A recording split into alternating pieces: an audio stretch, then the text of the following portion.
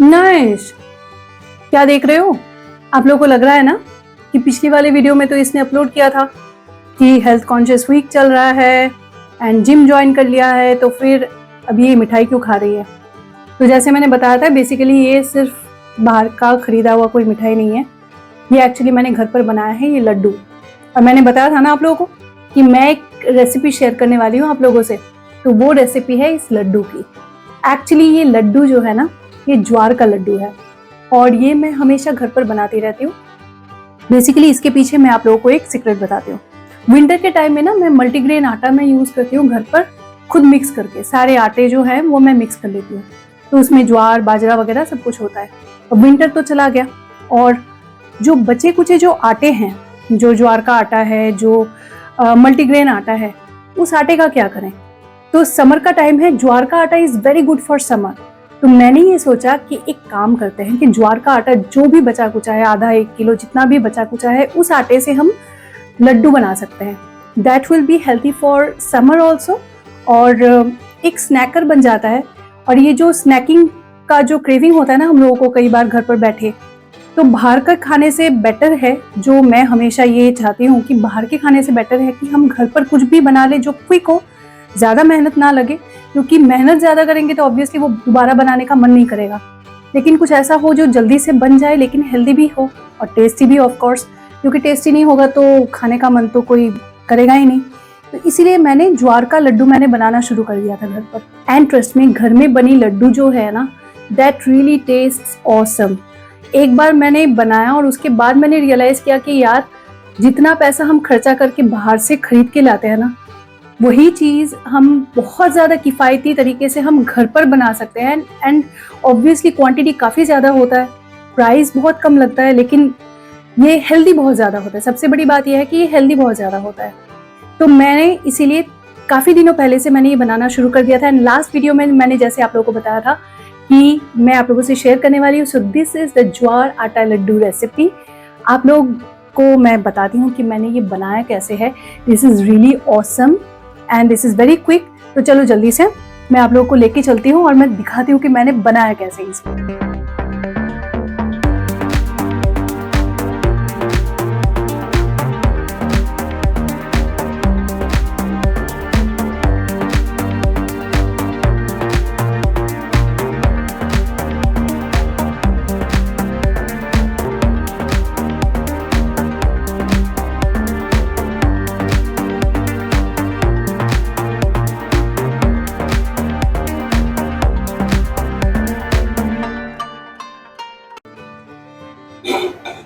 तो ये मैंने एक पैन ले लिया है और मैंने इंग्रेडिएंट्स में क्या क्या लिया ये मैं आप लोगों को बता देती हूँ। एक है ये ज्वार का आटा, ये है अप्रोक्सीमेटली 250 ग्राम, सो 250 ग्राम्स के करीब है, या फिर अराउंड 2 कप। तो मैंने ग्राम से मेजर किया है, तो इट इज 250 ग्राम्स। ये है देसी खांड, मैं देसी खांड यूज कर रही हूँ एज अ हेल्दी ऑल्टरनेटिव। तो ये मैंने लिया है अप्रोक्सीमेटली 125 ग्राम्स या 150 ग्राम, 125 से 150 ग्राम के आसपास। इसको भी कप से हम मेजर कर सकते हैं, बट मेरे पास 100 ml का कप है, उस हिसाब से मैंने इसको 250 ग्राम्स और इसको मैंने 125 टू 150 ग्राम्स लिया है। ये है घी मैंने 100 ग्राम के आसपास लिया हुआ है। ये है मलाई, ये भी हाफ कप कह सकते हैं। ये इसको कप से मेजर किया है, इसको मैंने ग्राम से मेजर नहीं किया है। ये घर की बनी मलाई है, तो इसको मैंने हाफ कप लिया है। इसमें मैंने कूटे हुए आमंड्स और किशमिश रखे हैं, जो मैं लास्ट में मिलाऊंगी। इसमें है हाफ कप या फिर 3/4 कप के आसपास ये है कोकोनट पाउडर, जो डेसिकेटेड कोकोनट हम जिसको कहते हैं इंग्लिश में। और ये है 1 टेबलस्पून इलायची पाउडर। ये कुछ चीजें हम लास्ट में मिलाएंगे। तो सबसे पहले मैं एक काम करती हूँ, सबसे पहले मैं थोड़ी सी घी जो है वो मैं पैन में डाल लूंगी। सारी घी नहीं डालूंगी मैं, पहले थोड़ा सा लाइक 50% जो है, आधी सी घी मैं इसमें अभी डाल रही हूँ। थोड़ी सी घी ली है मैंने, सारी घी नहीं ली है, आधा मैंने बचा के रखा हुआ है बाद के लिए। और अब मैं आटा जो है, आटे को मैं घी में डाल लेती हूँ।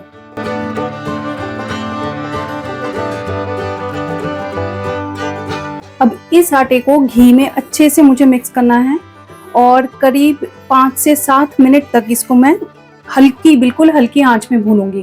तेज आंच में भूनना नहीं है, क्योंकि अगर मैं थोड़ी सी भी तेज आंच करूंगी तो फिर आटा जो है वो जल जाएगा, और आटा अगर जल गया तो फिर उसका स्वाद जो है, उसका टेस्ट खराब हो जाएगा।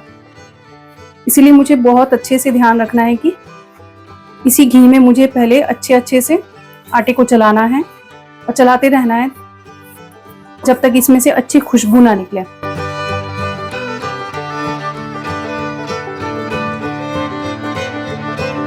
अब मुझे दिख रहा है कि आटे से ना बहुत अच्छी महक आ रही है और आटा जो है वो थोड़ा थोड़ा भुनता हुआ नजर आ रहा है। तो मैं थोड़ी और घी जो है मैं इसमें मिक्स कर देती हूँ।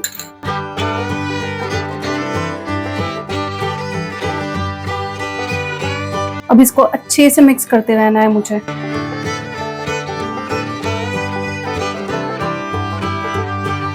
घी मिलाने के बाद ऑटोमेटिकली हम लोग को दिख रहा है कि टेक्सचर जो है वो धीरे धीरे थोड़ा सा चेंज हो रहा है। आटे का जो टेक्सचर है अपने आप घी के साथ मिक्स होने के बाद थोड़े से दुरदुरे हो रहे हैं ये, और साथ में इसका जो एक कंसिस्टेंसी है ये चेंज हो रहा है। कुछ और मिनट मुझे इसको और भी भूनना है। फ्लेम बिल्कुल लो है, तो फ्लेम को मुझे हाई बिल्कुल नहीं करना है, क्योंकि अब बिल्कुल लो फ्लेम में ही इसको भूनने से इसका सही टेक्सचर और टेस्ट जो है वो आएगा।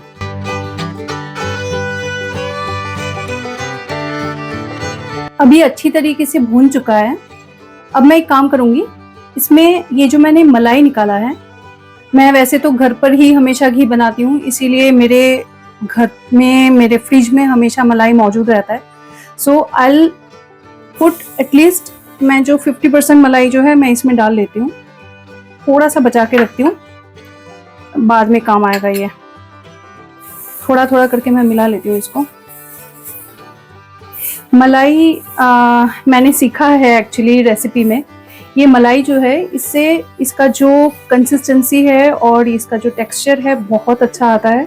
मैंने पहले बनाया भी है, मलाई के साथ ही बनाया है। It really become so soft, और ऑब्वियसली घर में बने जो फ्रेश मलाई है उससे स्वाद जो है उसमें तो काफ़ी निखार आता ही आता है।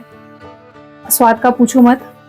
कहते हैं कि अगर मलाई ना हो घर पर तो फुल फैट मिल्क जो है वो भी मिला सकते हैं। ऑब्वियसली दूध से भी हम बना सकते हैं, थोड़ा सा दूध डाल सकते हैं इसमें, लेकिन आई पर्सनली प्रेफर मलाई। इसके पीछे 2 रीज़न है। एक तो जैसे मैंने बताया, मेरे घर में हमेशा मलाई रहता है तो मेरे लिए इजीली अवेलेबल है, और दूसरी चीज़ ये है कि मलाई से सॉफ्टनेस जो है और उसका जो स्वाद वो थोड़ा सा दूध से अलग होता है। अब मलाई मैंने डाल दिया तो इसको मलाई के साथ थोड़ी देर और भूनना है। इसको भी आटे से मैं अच्छे से मिक्स कर लेती हूँ। बस ये है कि इसको जितनी देर तक मैं बनाऊंगी, मतलब जितनी देर तक मैं इसको स्टर कर रही हूँ, जितनी देर तक मैं इसको हिला रही हूँ, ये फ्लेम लो ही रहना है, फ्लेम को हाई बिल्कुल नहीं करना है। तो घी और मलाई जो है वो आटे में ऑलमोस्ट मिक्स हो चुका है। आप क्लियरली देख सकते हैं कि इसका जो टेक्सचर है ना, ये काफ़ी बिल्कुल जैसे लड्डू में होते हैं, बिल्कुल एकदम दुरदुरा सा और लाइक थोड़ा ग्रैन्युलर जिसको हम कहते हैं। तो it's a granular texture, so I really love it. So ये देख के पता चल रहा है कि इट इज़ ऑलमोस्ट रेडी। बस अब थोड़ा सा ही स्टेप्स बाकी है। मलाई को मिक्स करने के बाद मुझे ये ध्यान में रखना है कि ज़्यादा से ज़्यादा 2 से 4 मिनट तक मैं इसको भूनूं, उससे ज़्यादा नहीं। दिस इज़ जस्ट बिकॉज कि मलाई अच्छे से इस आटे में मिक्स हो जाए। मलाई को बहुत देर तक भूनना नहीं है, बस मलाई को अच्छे से मिक्स कर लेना है, और उसके लिए I think 2 to 4 minutes will be sufficient. मैं ना कोई भी खाना बनाते बनाते हमेशा एक चीज़ करती हूँ, मैं थोड़ा सा खुद से ऐसे महक ले लेती हूँ, क्योंकि मुझे महक से पता चलता है कि ये कितना रेडी हुआ है और कितना बाकी है। सो मुझे टेस्ट करके नहीं, मुझे महक से पता चलता है हमेशा से। आई थिंक ये अभी रेडी हो चुका है। जो अब इसमें मैं नेक्स्ट मिलाऊंगी जो डेसिकेटेड कोकोनट, जो मैंने नारियल का पाउडर जो कहते हैं ना, ये रेडीमेड मैंने लिया है। ये घर पर भी हम कोपरे को भी हम कर सकते हैं पाउडर। तो इस पे मैं अब डेसिकेटेड जो कोकोनट पाउडर है इसको मैं मिक्स कर रही हूँ। इससे टेस्ट काफ़ी बढ़ता है और थोड़ा सा इन्हांस होता है इसमें फ्लेवर। मैंने इसमें ये जो कोकोनट पाउडर है ये मैंने अपने हिसाब से, अपने टेस्ट के हिसाब से मैंने थोड़ा सा ज़्यादा डाला है। आप चाहें तो आप इसको कम भी ले सकते हैं, क्योंकि it is just person to person ये वैरी करता है कि कौन सा फ्लेवर है, जो टेस्ट है आप क्या प्रेफर करते हो। ये नारियल मिलाने के बाद मैं थोड़ा और लाइक 3 to 4 मिनट्स में और इसको थोड़ा सा हल्के आंच पे ही सेम वैसे ही मैं इसको थोड़ा सा और भूनूंगी। ऑलरेडी 2 से 3 मिनट हो चुके हैं और ये जो नारियल है ना, इससे अच्छी सी खुशबू आने लगी है। और नारियल का एक टेंडेंसी रहता है हमेशा कि बहुत जल्दी से ये जल भी जाता है, सो ये हमें थोड़ा सा ध्यान रखना है। आई थिंक जो इसका जैसा फ्रेग्रेंस आ रहा है, जैसा स्मेल आ रहा है, उससे मुझे लग रहा है कि ये ऑलमोस्ट रेडी है। अब मैं लास्ट में इसको निकालने से पहले, इसको ऑफ करने से पहले, ये जो मैंने आमंड्स जो है, आमंड्स को मैंने कूट के रखा हुआ था और किशमिश थोड़े से मैंने मिलाए हैं इक्वल पोर्शन में। आमंड्स और किशमिश मिला के अप्रोक्सीमेटली 1 कप से थोड़ा कम ही है। इसको मैं थोड़ा सा इसको स्टर कर लूंगी और मिक्स कर लूंगी मैं इसमें। आमंड्स को मैंने हल्का सा कूटा हुआ है, इसीलिए इट्स लाइक हाफ ब्रोकन है। अगर आप चाहें तो आप इसको स्लाइस भी कर सकते हैं, लेकिन अब स्लाइस करने में थोड़ी सी और मेहनत है। एंड ऑफ कोर्स जैसे मैंने सोचा था कि ये रेसिपी मैं आप लोगों से शेयर करूंगी जो काफ़ी क्विक है और कम मेहनत में है।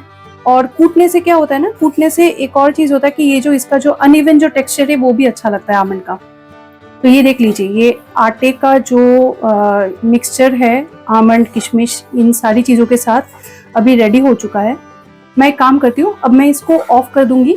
अब मैं फ्लेम को स्विच ऑफ करके फिर मैं आप लोगों को दिखाती हूँ कि ये ठंडा होने के लिए रखना है थोड़ी देर। बाकी का सारा जो इंग्रेडिएंट है ये मैं थोड़ा सा कूल डाउन ये हो जाने के बाद मैं उसमें फिर मिक्स करूंगी। तो अब मैं स्विच ऑफ कर देती हूँ फ्लेम को। लेकिन हाँ, स्विच ऑफ करने के बाद भी ये ध्यान में रखना है कि थोड़ी देर तक और इसको हिलाना है, क्योंकि ऑब्वियसली पैन जो है, पैन ये गर्म रहता है और नीचे का जो लेयर है ये जल जाने का डर रहता है। So right from the time of switching off, उसी टाइम पे आप छोड़ ना दें, अगर हो सके थोड़ा सा और हिला दें इसको। ऑल राइट, सो पहला पड़ाव हमारा खत्म और I think it took hardly like 10 to 15 minutes. अब इसको थोड़ी देर ठंडा होने के लिए छोड़ देती हूँ मैं। तो ये मिक्सचर जो है ये मैंने ठंडा होने के लिए रख दिया था लाइक 5 से 10 मिनट तक। ये समर का सीजन है तो पंखे के नीचे भी रख सकते हैं थोड़ी देर के लिए, बस ठंडा मतलब इतना भी ठंडा नहीं, थोड़ा सा हल्का गर्म होना चाहिए, बस इतना कि हम इसको टच कर सके, इसको हाथ से हम इसको थोड़ा सा गूंथ सके। सबसे पहले मैं ये जो इलायची पाउडर मैंने रखे थे इसको अलग से, ये इलायची powder it is approximately 1 tablespoon या फिर 7 से 8 इलायची मैंने इसमें ली है। देसी खांड जो है, ये देसी खांड भी मैं इसमें मिला रही हूँ, सारा ही मिला रही हूँ क्योंकि मैंने थोड़ा सा अंदाजे से, मैंने पहले भी बनाया इसलिए मुझे थोड़ा सा अंदाजा है।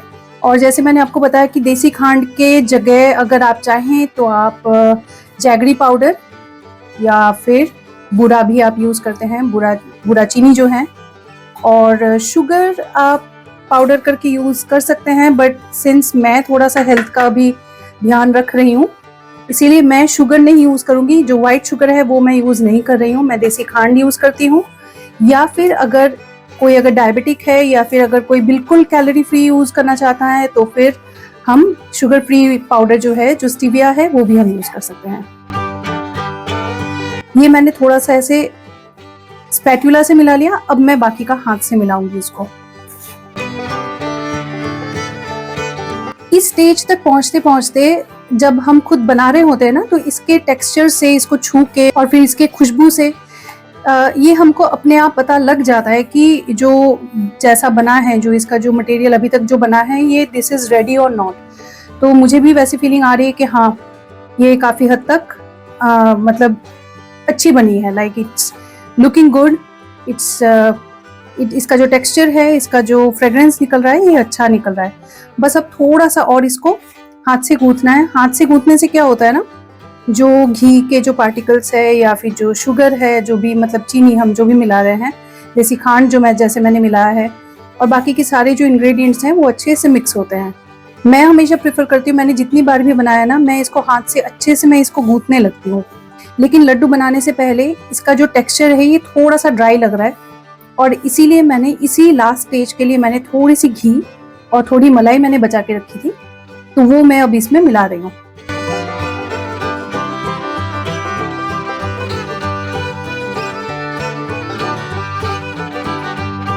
अब मुझे इसको अच्छे से मिक्स करना है। अब लास्ट में मेरा जो भी इंग्रेडिएंट था सब कुछ मैं मिला चुकी हूँ। इलायची पाउडर से लेके मलाई, थोड़ी सी बची सी घी और देसी खांड वगैरह सब कुछ मिला चुकी हूँ। अब मिक्स करने का कुछ भी नहीं बचा है, तो ये जो है ये बिल्कुल रेडी है। अब इन्हें सिर्फ लड्डू बना के देखिए, ये टेक्सचर भी काफ़ी अच्छा आ रहा है। हाँ, एक चीज़ मैं आपको ज़रूर बताना चाहूँगी, ये थोड़े से अपने हिसाब से बिल्कुल लास्ट जो फाइनल टेक्सचर से पहले अगर आपको लगे कि हाँ आपके, क्योंकि जब हम बनाते हैं ना कोई भी रेसिपी देख के, तब क्या होता है कि उस रेसिपी के हिसाब से हम भले ही नहीं बना पाते हैं, क्योंकि कुछ थोड़ा सा आगे पीछे हो जाता है। तो अगर आप देखें कि जो मिठास है या फिर जो घी का जो टेक्सचर है वो आपके हिसाब से थोड़ा कम ज़्यादा है, तो आप उसको एडजस्ट कर सकते हैं। जैसे मैंने लास्ट में मलाई को मिलाया, अगर आपका टेक्सचर पहले से रेडी हो चुका है तो फिर आपको फिर मलाई मिलाने की ज़रूरत नहीं है, या फिर शायद हो सकता है कि आपको दूध, मलाई या फिर जो घी है थोड़ा और मिलाना पड़े, जितना मैंने मिलाया उसके भी हिसाब से। तो ये देखिए, ये अच्छे से आराम से ये लड्डू जो है ये बनके अभी रेडी है। ऐसे ही मैं सारे अभी जो है सारा मिक्सचर जो है ये मैं लड्डू का अभी ये बना लूँगी।